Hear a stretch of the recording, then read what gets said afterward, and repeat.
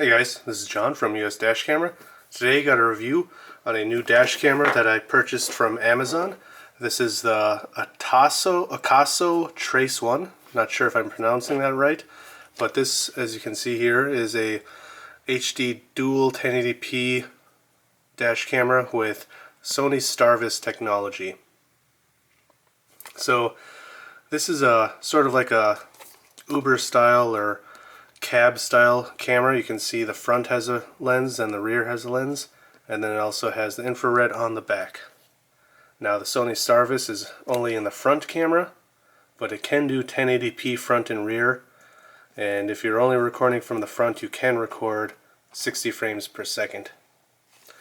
So I got this camera because I really liked the Vantrue N2 Pro, and I was interested in the similar Transcend, I believe, Drive Pro 520 maybe, and just the idea of these kind of cameras that can record inside the car that are actually decent quality always has interested me.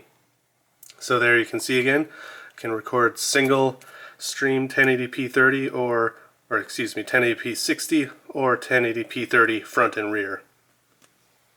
So it has night vision for the rear camera. It has infrared lights similar to the Vantrue N2 Pro. And just some basic ideas about it. It does have a battery though, so if that's a concern for you, it seems to be a pretty big battery because it claims it will run for 20 minutes. And makes me wonder maybe if you can take pictures with it, so we'll have to check that out too. So I already took it out of the box. So here is the actual camera. It looks pretty cool. I like the design of it. It looks very utilitarian. You can see here on the right there's the memory card port. There's a power button, a microphone hole. On the back we got a pretty big screen, the rear camera, and this is where the IR lights hide. You can sort of see them there. Then on the side looks like we just got a speaker hole or vent hole. Some on the top too. Power cord goes in on the top. Then we got a reset hole and 4 buttons down here, and those buttons, as you'll see later, will have a non-screen display about what they do. They're all context sensitive, so actually we really do like that. So let's take a look at the menu next. Now I wanted to quick talk about the menu system. I'm not going to go over everything because most of it's pretty typical, but there's a couple cool features about this. For one, like this context sensitive menu system where they aren't labeled down here, they're labeled up here, so those buttons change depending on where you are in the menu. You can see here I'm recording in 1080p 60, and this currently while you're recording will be lock, mute. Then you can turn on parking guard, which we'll talk about in a sec, and then you can pause it there.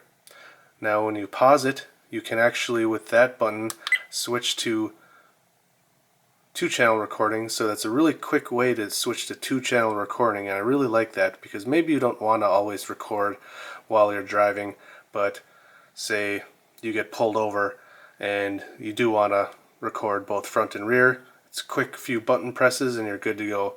And you just of course have to make sure to hit record again. Of course you can view your files here, and they do give it in a decent organization system where you got normal recording, locked files, and parking monitor. So of course, you know, like pretty much every dash camera, you can watch your files. Then of course there's the menu, a couple recording settings like most typical dash cameras, and then some system settings. What's interesting is some of these quick settings, like changing your recording style, front and rear or just front, or these buttons, they're in the deep menu, but it's sort of pointless because you got them all right here ready to go. So I wanted to show what else came in this. The box is pretty nice, high quality. Since I already went through it, I just got a few things left in here, but here's a little pry tool. This helps you install the camera into your car, like maybe up in the headliner. Gets the cable up tucked in there. Here we got a data cable and this does use mini USB. So a lot of newer cameras tend to use micro USB as opposed to USB-C, but some still use mini USB. And from what I've been told from one manufacturer, they actually prefer to use this not because it's cheaper, but because it's more durable. And it doesn't surprise me, because I always hated micro USB when I had it with the phone, because they seem to degrade real quick. Never had issues with the mini USB. So here's some adhesive cable clips. This was just to help you maybe hide some wires in certain parts of your car, tuck them away. And then we do have the 12-volt power cord, which does actually feel pretty nice. Like most cheaper cameras come with a very generic one. This one looks different than ones I've seen before. It's got this weird texture. It does have a USB charging port, and that is 2 amps, so you can get pretty decent charging through this. And it does also use a 90-degree angle cable. So when you plug it in, it will be like that. And then what comes with it is this suction cup mount, which I really like. It's very similar to some other generic suction cup mounts. You can see here, like, the only difference is it has this special bracket. And the interesting thing about this camera is this is actually just a rubber insert. So you take that off, and then you put that over there, and then you slide that in. So swivels any direction. Now normally I would say you can turn this around and start recording inside your car, maybe if you got pulled over and want to record the conversation with the police officer. But if you're recording with dual channel mode, you're already recording front and rear, so you don't have to do that. So overall, I'd say it feels slightly cheap, very light, and just almost feels hollow, but not as bad as some cheaper cameras. So now let's talk about the footage.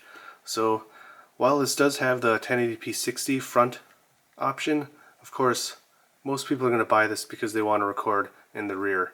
Now of course, like I had mentioned earlier, you could record just up front until when you needed to, then quickly switch to recording front and rear.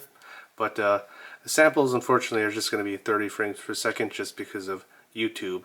But of course, if you want better video quality and don't need the rear camera at certain times, then go for the 60 frames per second. Now overall, the video quality does look pretty decent, at least during the day. It has very great colors. It handles certain lighting conditions okay.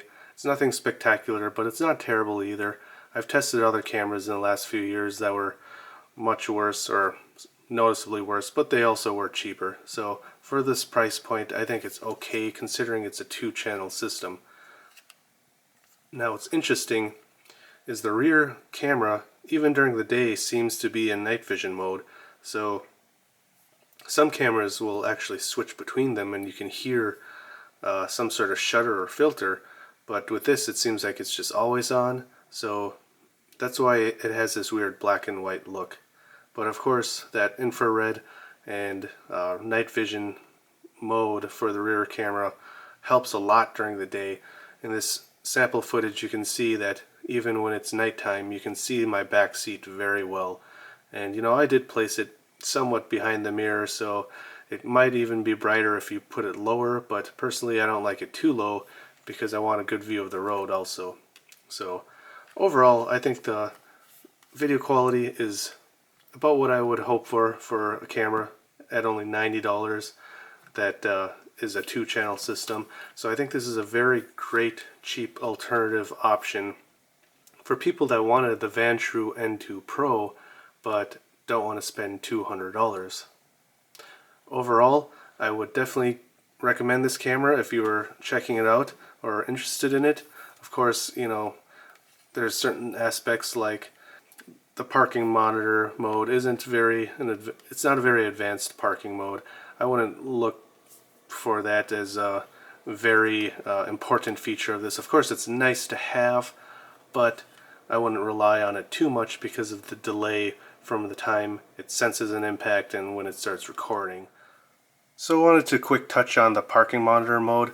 So if you guys are familiar with the anchor dash cameras, it uses a parking mode similar to that. So that means there's a battery in this, and when your car shuts off and you have parking monitor on, it'll switch into this low power mode, and when it senses an impact, it'll reboot back up and start recording.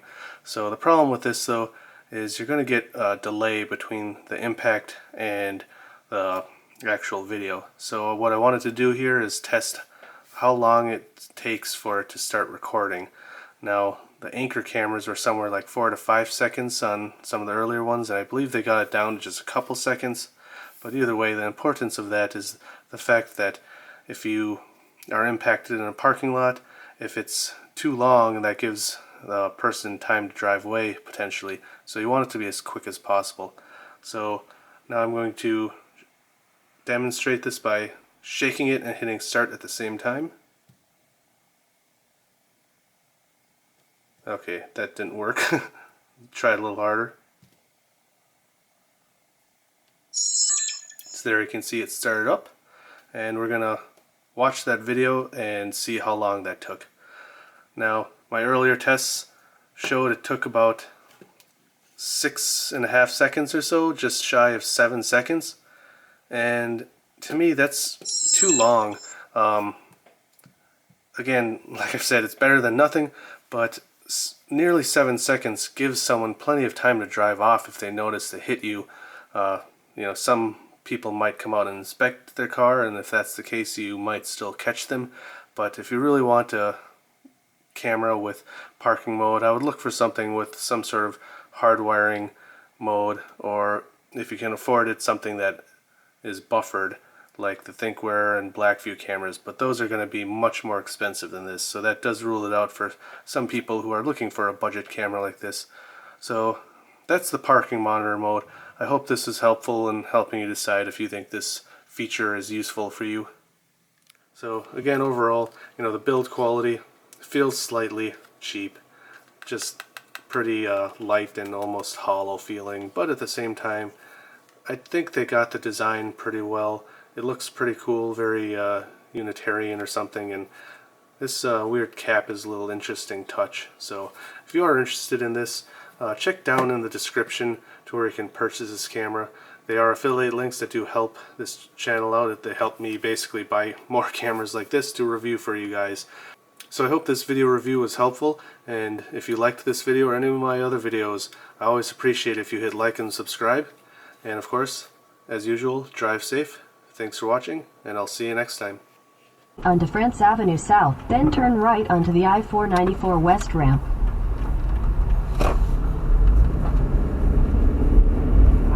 Turn right onto the I-494 West ramp, then merge onto I-494 West.